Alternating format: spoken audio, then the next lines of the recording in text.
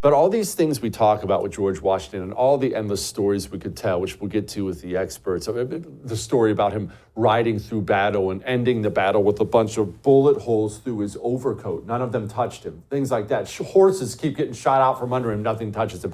Beyond any of these things, maybe my favorite thing about George Washington was this. George Washington gave up power.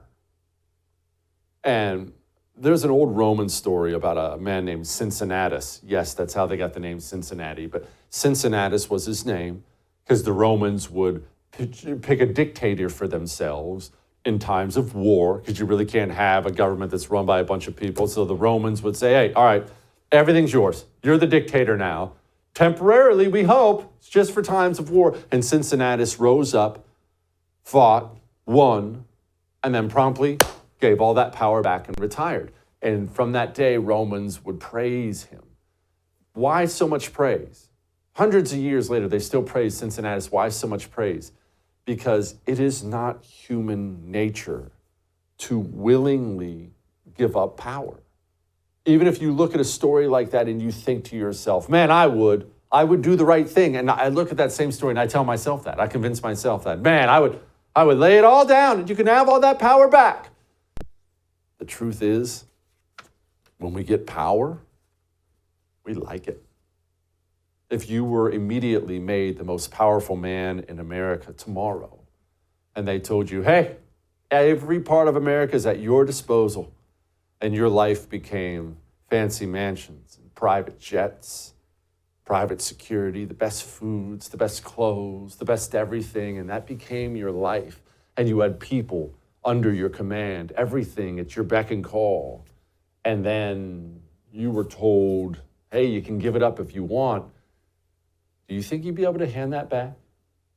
Go back to the life you have now? Not insulting the life you have now, but look, I'll make it about me. Do you think I'd be able to just give all that up and just go back to Houston, hang out there for a while, eat at Red Lobster? I hope I would. I don't know that I would. George Washington was president for 2 terms. George Washington was a wildly popular human being in the United States of America.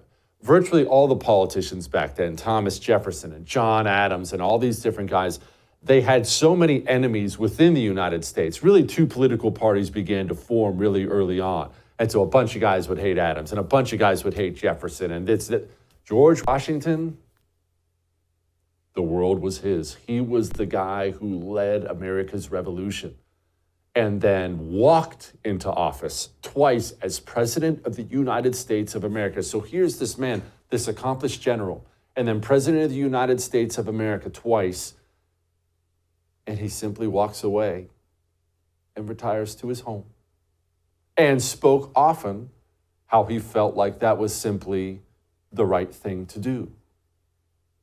Could you do that? Could you go from all that glory on the battlefield, everybody saluting you? Yes, General Washington. Move right from there into being president. And they spoke often about how they knew they had something here in America. So you're the first president of this brand new country. And it looks like it's going to be prosperous and amazing. And it's all yours. And you're the general and you're the president. And you just say, hey, I'm retiring. I'm going to go hang out with my wife. Have a good one, everybody. Could you do it? You want to watch our special on George Washington? It's freaking awesome.